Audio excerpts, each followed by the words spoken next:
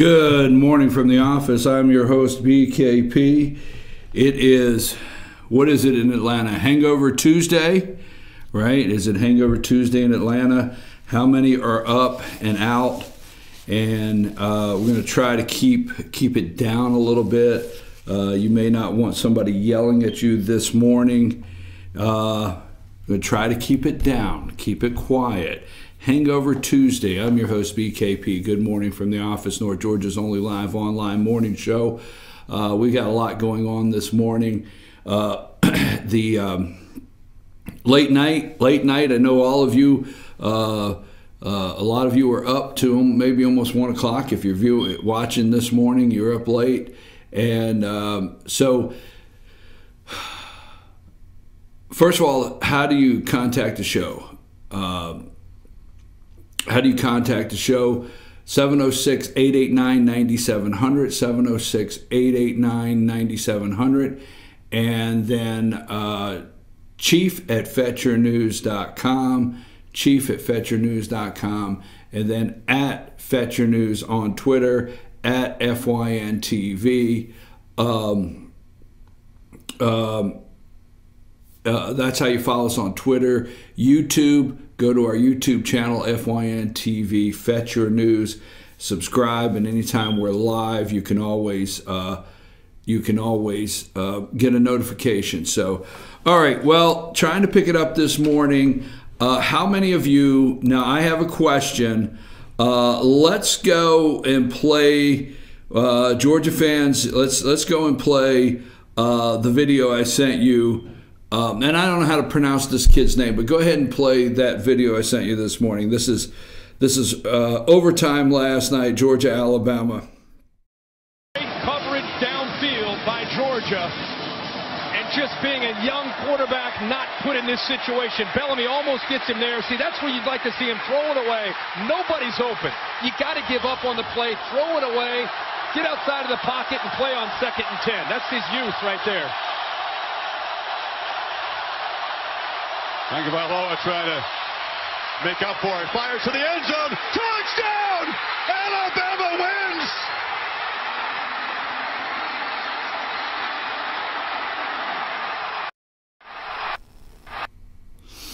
Okay, so this kid in Alabama, how many of you this morning, and I can't pronounce this kid's name, he's 18 years old, where's he from, Hawaii or whatever, how many of you think that this was Saban's game plan, Nick Saban's game plan? How many of you? Now, Jalen Hurts, he's 3 for 8, okay, in the first half with only 21 yards passing, all right? Then rushing, he's 6. He carries the ball 6 times for 47 yards. Actually, he gets more yards in the first half than Nick Chubb does in the whole entire game. So how many of you think that this 18-year-old quarterback from Alabama just was told at halftime, you're going in? How many of you think that? I'd really like to know that Nick Saban went into halftime and said, you know what, Jalen, you are 25-2, right? Is that his record? Jalen Hurts, the quarterback for Alabama. You are 25-2, okay? And you haven't had the best first half here. And Georgia's up 13. Was it 13? Yeah, 13-0 at the half. Now, this is nothing. 13-0 is absolutely no deficit that this Jalen Hurts can't come back from, okay?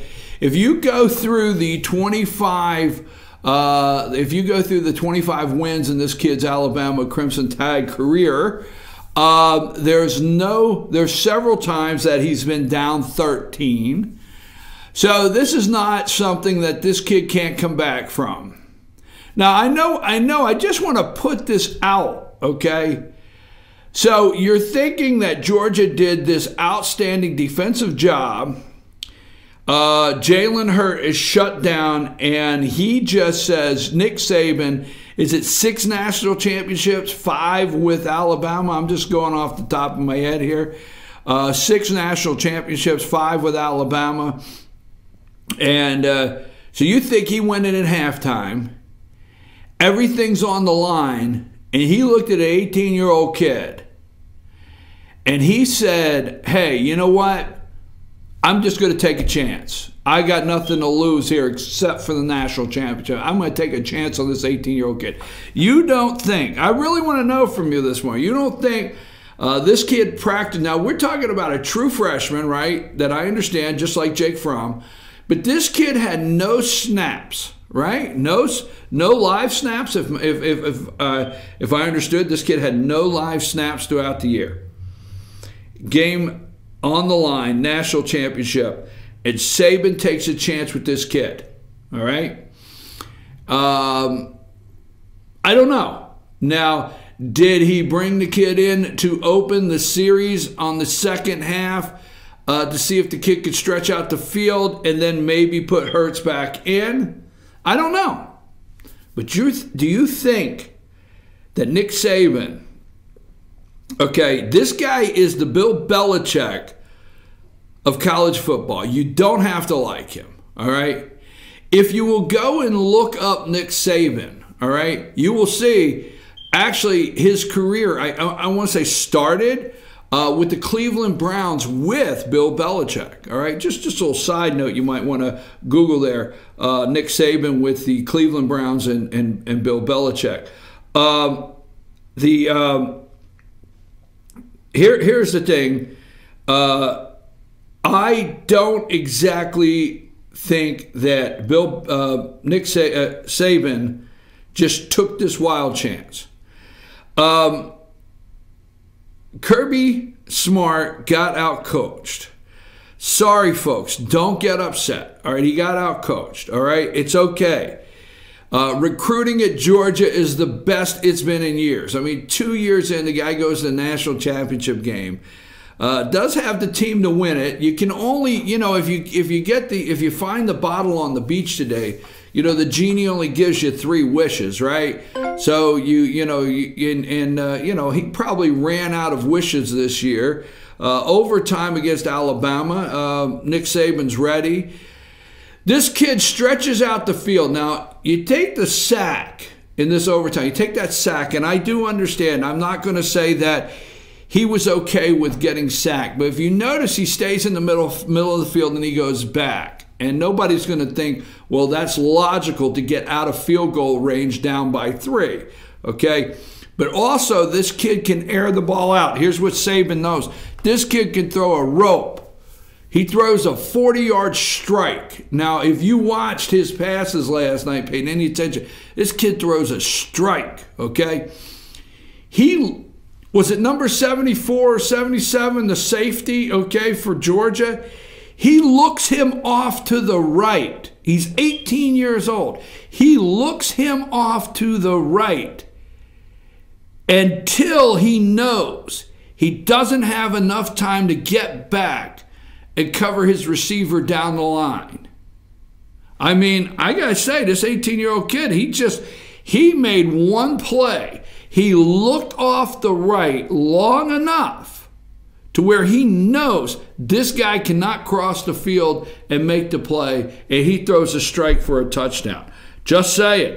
Just saying. Then he gets up there, he thanks God, and, it was really nice. Alabama had a couple thugs. I don't know the name right off, number 48, and then the F. Trump, Scarborough, was it?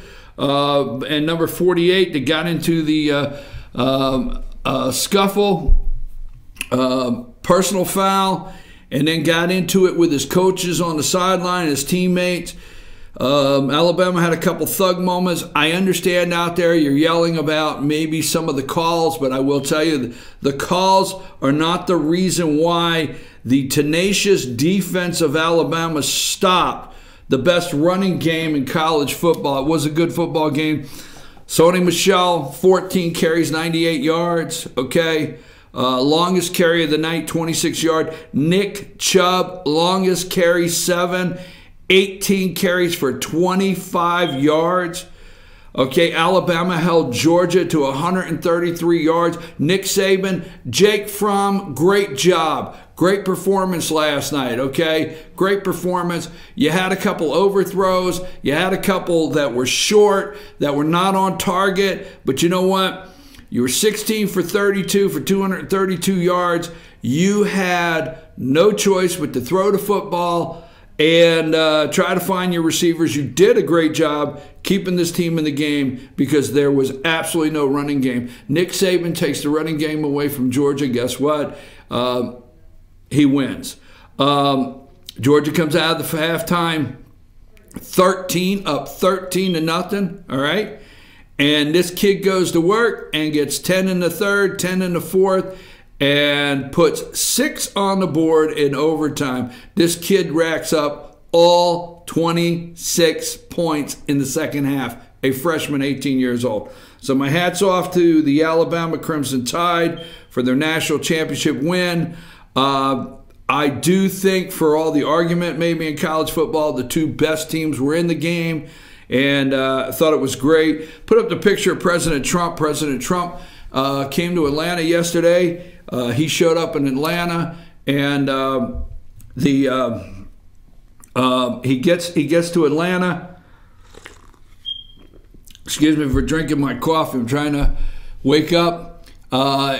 He knows how to go out on the field, national championship game, and put his hand over the heart, national anthem. This is the President of the United States last night shows the NFL how you do it and how the President of the United States respects the flag and the national anthem. Let me say something here, okay?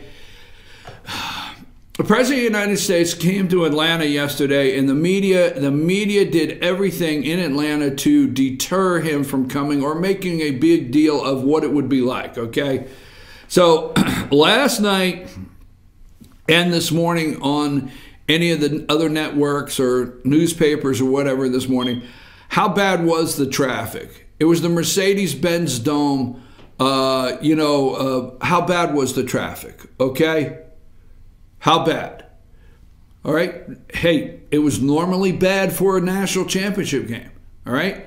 But they try to deter Trump from coming or say, hey, he's coming into the national championship game. Now, the public address announcer, is that what's called, at the stadium that tells you to stand and who the honor guard is and things like that, and announce the President of the United States, escorted out by President Donald. That's the only way you know the President of the United States is there. Now, not that Donald J. Trump needed to go to the national championship game and be highlighted, but ESPN sucks, okay? Not one mention, not one. If you heard a mention and I missed it, will you please text that to me? Not one mention from ESPN, all right, that President Donald J. Trump was in the house watching the national championship game and enjoying watching football. The commentators, maybe a little back and forth. Wonder if he said hello to Herschel Walker. Herschel Walker and the president have a close relationship going all the way back from the 1980 Georgia National Championship and Herschel Walker getting signed by the New Jersey Generals, okay? Not one word from ESPN. You would not have known that the President of the United States was at that game last night. Not one. All right. Obama, if President Barack Obama would have been at this game, ESPN, and they didn't have to do this, but ESPN would have had him in the booth. They would have had a headset on him. They would have been asking him questions, how he was enjoying the game. Was he looking forward to his college bracket this year? Who did he think in college basketball? If Obama would have been there, they would have highlighted it several times that the president visited the game. The city of Atlanta would have made a big deal. There would have been all kinds of fanfare. All we got was an Alabama player saying F Trump. I'm telling you. And you just think, not one single word. Another thing, is it true? I want to know, is it true out there? Because I want to know if it's true out there because, I understand the fourth quarter, Is it true in the fourth quarter that the AJC already had the front page commemorative national championship paper to pass out the Georgia Bulldogs that won the national championship? Is that true? I see that going around social media. Did they have that up already? Okay, Jake Fromm, way to go. Bulldogs, way to go last night. Alabama Crimson Tide. Hey, look, Nick Saban came out second half, down 13. I said it. I'm telling you right now, the second half started, and I saw this kid come out and say, I started second half, and I saw this kid come out, and I said, oh, no, this is a problem. This is a storyline. Freshman comes out, wins the game for Alabama. No, this is a storyline. I did not see it as any sign whatsoever that Nick Saban had given up or Nick Saban didn't know what else to do. I'm not falling for it. Nick Chubb, great career, okay? Sorry it ended, 18 carries, 25 yards. Only 7. I do not know why they couldn't break Nick Chubb out a little bit. Sony Michel, you guys, great, absolutely great season for you two guys. And, again, Georgia's recruiting is over the top. So don't get upset, Georgia fans. I know you won that national championship last night. You came within 3 of getting it. How about the kid from Alabama missed 2 field goal attempts? 2. So great game. Really a great game. Jason, I want to give it to you this morning. Jason Banks picked it by 3. Absolutely picked it by 3. He hit it on the nose. So we'll have to give him his props on Friday's show. Hey, I'm your host, BKP. Good morning from the office, North Georgia's only live online morning show. This morning, we want to talk about, I don't think anything is really being going to be productive down in the Gold Dome today for the Georgia legislative session. I don't think anything productive is going to happen there. President went out to, sorry, I'm trying to keep my voice here. President went out and spoke to the farmers yesterday at the, he spoke to the American Farm Bureau Federation's annual conference. All right. There has not been a president. George H. Bush visited the conference in 1992. President Donald Trump went out to Nashville yesterday to talk to the farmers. He stayed on message. If you missed it, I'm going to tell you his mental capacity. I'm so tired of hearing about his mental capacity and is he crazy? Okay, if you watched his speech to the farmers yesterday, there's nothing crazy about it, okay? The farmers absolutely love the thought of having roads. He said they would have roads, waterways, and every means of transportation to getting their product to market or getting it out. The infrastructure and broadband. That farmers would have broadband. But the big cheers came when he announced the estate tax. Everybody got, not everybody, but so many of the left got so upset over the estate tax. Okay? Willie Nelson should have been cheering yesterday. He should have lit up a Farm Aid joint yesterday. Him and his friends, Mellencamp and all the ones, whoever the ones used to sing for Farm Aid. Okay, I'm telling you right now, they should be happy because the family farm, all right? Now, these farmers go out and they buy these $250,000 tractors, $150,000 pieces of equipment. I mean, these are enormous pieces of equipment, all right? Some more than others. And they have very little cash. So when the estate tax was done away with, which is AKA the death tax, the estate tax is done away with. And is it not a shame that we even tax the money after you die? Okay, come on.